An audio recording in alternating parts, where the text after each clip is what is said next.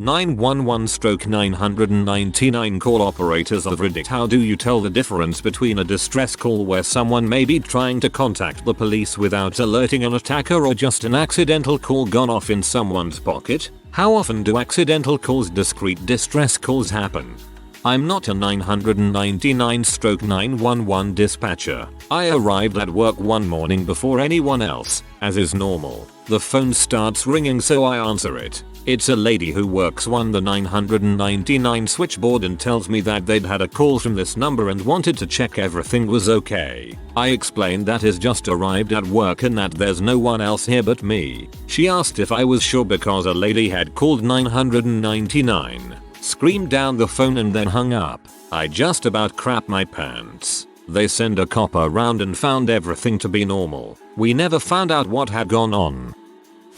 Long time lurker. First time poster, not a call operator, but I had a situation happen with me. So I had been out of work for a while and been looking but no luck. I was at an AA meeting one Friday night and was outside talking to some friends. Guy walks up and asks if any of us are looking for work. I pop up and start discussing with him what the job would be. Limo driver. Dope, I'm up for it. So we arrange a meeting the next day at 4. Now the next day I start to realize I know nothing about this guy other than that he is supposedly sober. I did meet him at an AA meeting, so I also have a Galaxy S5 as a phone, and playing around with it one day led me to an emergency setting, where if you push the lock home button 3 times it will take a picture with the front and back camera and send a message to your emergency contacts with an approximate GPS location.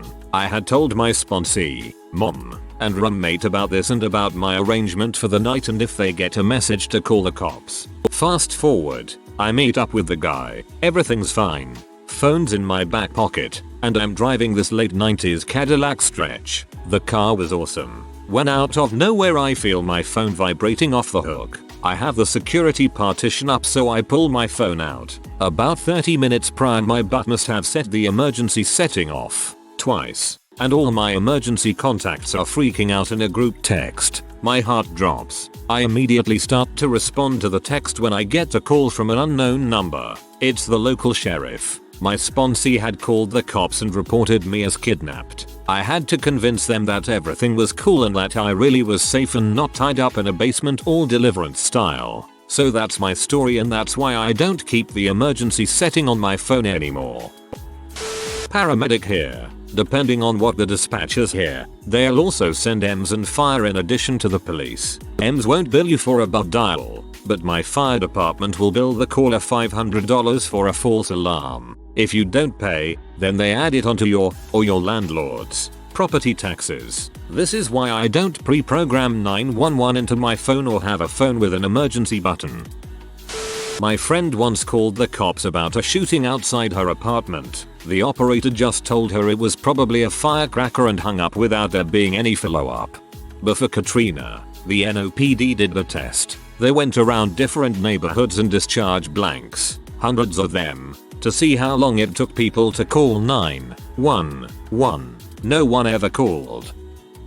I work for a large bank and managed a process that used to send huge numbers of automated fax confirmations. Some clients would request that we stop sending the fax. With the usual crap tools at our disposal, the easiest way to do that was to just change the number to some random non-working number. So we used 1,111,111,111. What could possibly go wrong? Well, you have to dial 9 to get an external line. So the automatic system dials 9111, and wouldn't you know that goes to 911. So basically we launched an old school DOS attack on 911. The state police were about to shut down the power supply to the entire building before IT could finally terminate the process. Little did they know the fax server was located in another state. Surprisingly, I learned that 911 accepts faxes and had to go to the dispatch center to collect those that got through. I also learned you don't need to dial 9 to get an outside line for 911. Instinct. You just get this feeling something isn't right. Have dispatched cops or medics just cause of a gut feeling. Has worked out a few times where it helped the person. You may be wrong 9 times out of 10, but that one time you follow through it can save a life. Also, looking at call history for address or phone number helps. That has always been helpful. Not a 911 operator, but I worked for an audio-video surveillance company for a while where we occasionally had to dispatch police and other emergency personnel when required. I once received a panic button alarm activation from a hotel in California. Our standard protocol was to pull up the live video feed and call the location if a panic button had been triggered. I pulled up the feed and called the hotel twice and didn't receive an answer, and no one, including workers, appeared to be in the lobby. This was suspicious as there is at least one desk attendant at all times. I had a co-worker go ahead and dispatch police for a standard walkthrough while I was reviewing the last 10 minutes or so of video footage. What I saw was one of the most heartbreaking and tragic events I've ever witnessed. I saw a woman carrying a young sleeping child, probably aged 2 or 3, from floor to floor of the hotel. At times I would see her walking up the stairs and at others I'd see her getting out of the elevators. This woman was obviously distressed and was crying, but I couldn't see any reason for her to be upset. The hotel itself was a large square and there was a section in the middle of each side where there were large balcony areas for smoking. The woman eventually took the elevator up to the 6th floor and walked out onto the balcony, where she proceeded to throw her sleeping child down into the courtyard area below. She then wrapped one end of an extension cord around her neck and the other onto the balcony railing and then flung herself as hard as she could over the edge. The cord broke and she ended up falling onto a balcony 2 stories down, dead from a broken neck. A couple that had been out on a balcony saw her fall and went inside to tell the desk attendant. The couple ran outside to see what the woman had thrown over the balcony before herself, and the desk clerk pressed the panic button so we would dispatch police. In the time it took, about 10 seconds, for us to respond, the couple had found the child and picked it up.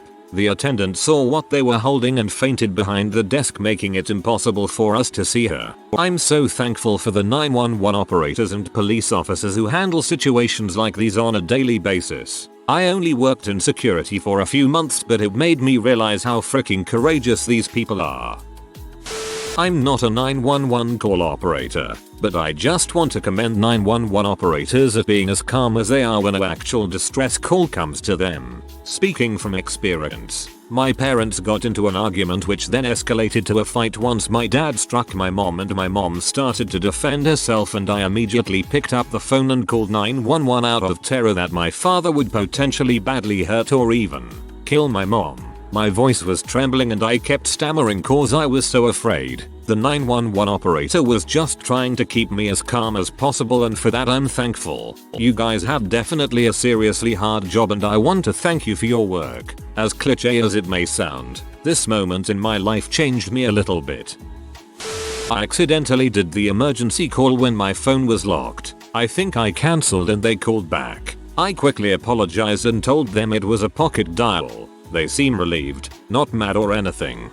I've done it twice on my phone. They appreciate it much better if you follow through with the initial call, instead of having up.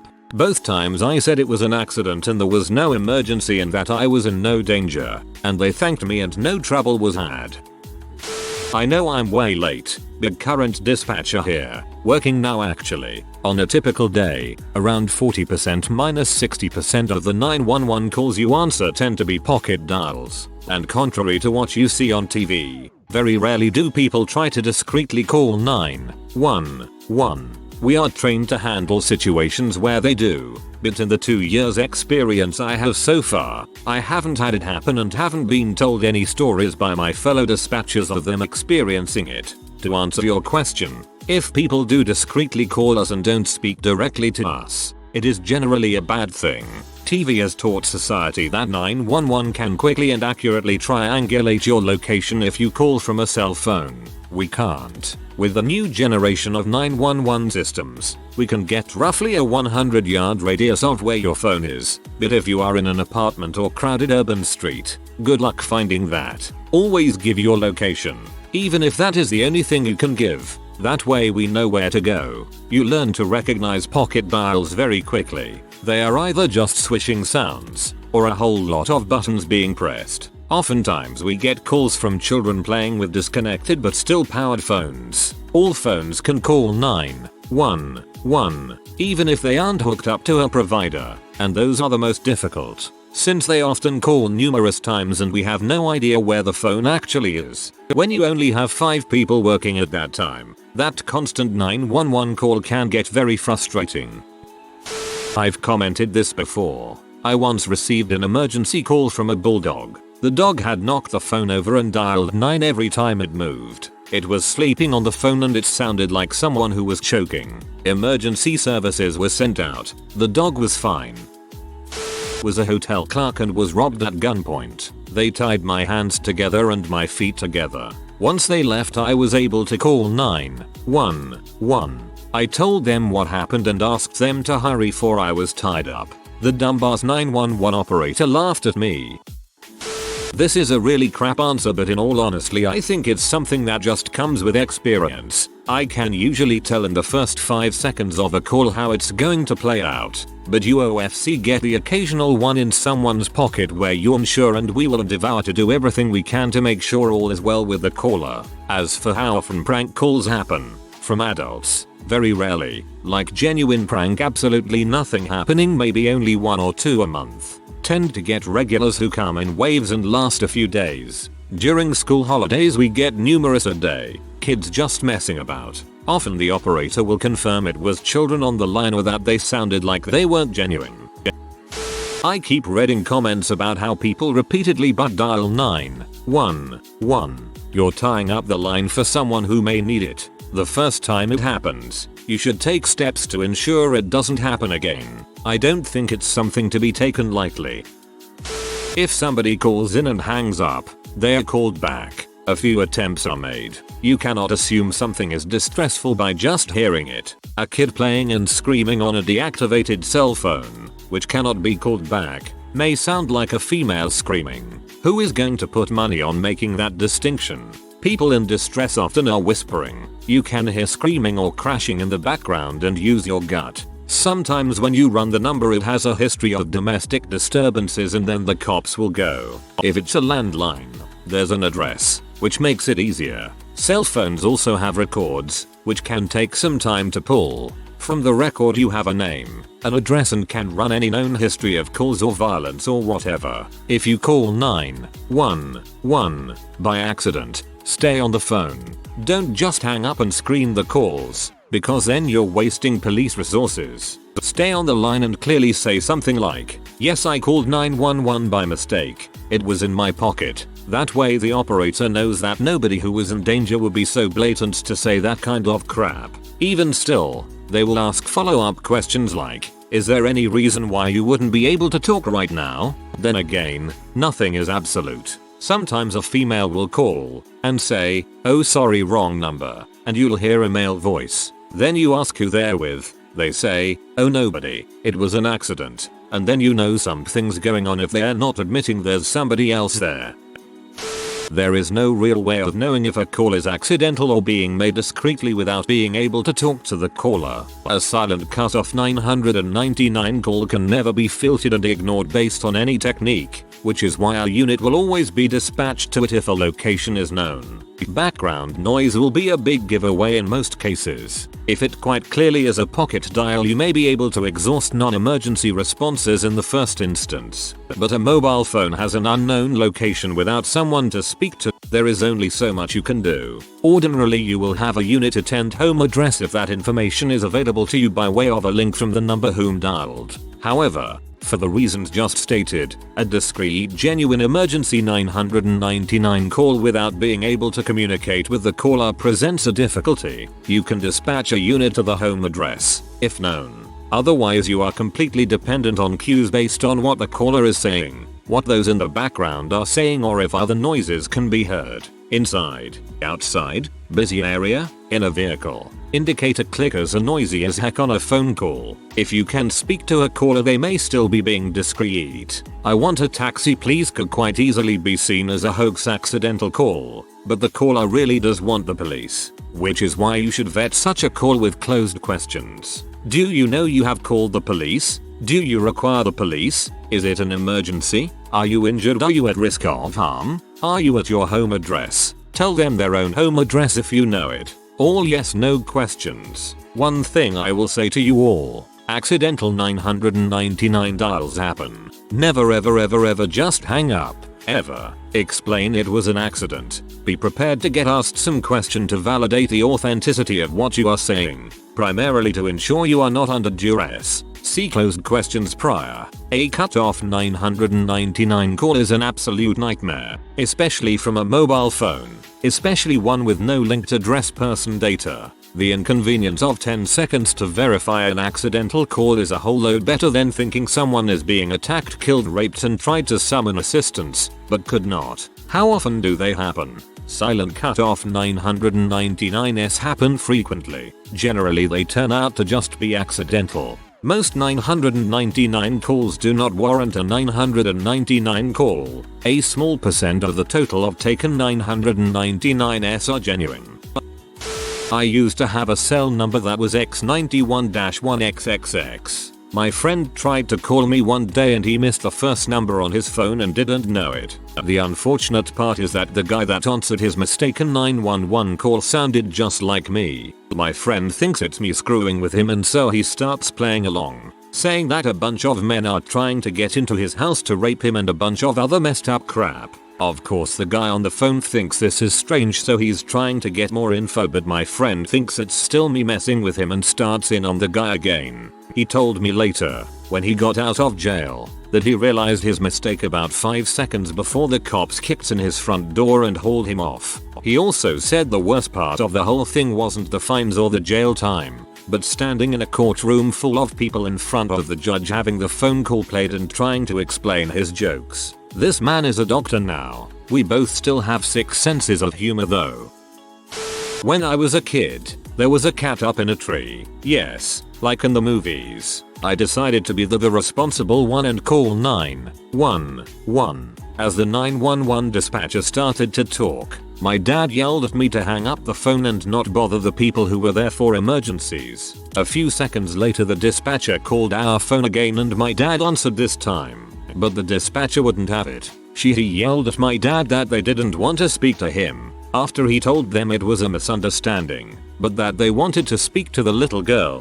So I got on the phone and told them that there was a cat up in the tree. The 911 dispatcher was nice and told me that help was on the way. I guess it was a slow day, since 2 fire trucks, 1 ambulance, and a police car came to our house for a cat. The firemen came out in their huge uniforms, all ready for the unexpected. They got on the ladder and tried to grab the cat, but the cat just jumped and landed safely on the ground. Anyway, my parents were yelled at by the police again saying that they should teach me when it's necessary to use 911. I was given a pat on the back and congratulated for being an outstanding citizen. After all that was said and done, the cat was back on the tree again an hour later. My dad warned me not to call 911 back for the cat.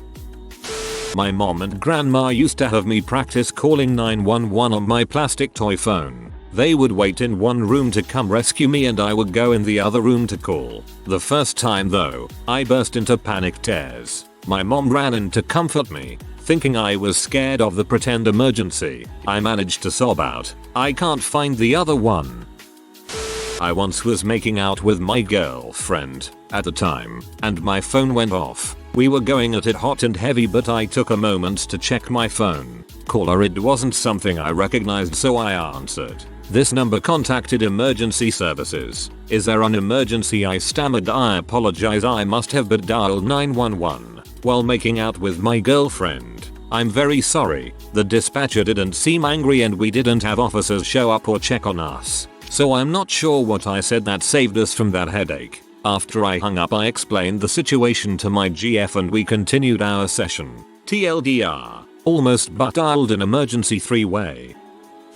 In 1994 we were watching the O.J. Simpson slow speed Bronco chase live on TV. Unknown to us, our toddler was playing with the phone, and he hit the 911 speed dial. The dispatcher heard an open line and sent a patrol car. 2 cops rang our door and asked if we were okay. We let them look around. I found the phone and hung it up. Then the cops joined us as we watched O.J. on the TV until he reached his house. When I was 4, I purposefully dialed 911 because my granddad was a police officer, and I thought that was how you called them. If you are new to the channel, you can subscribe. I publish new videos every day. Until then, check another video.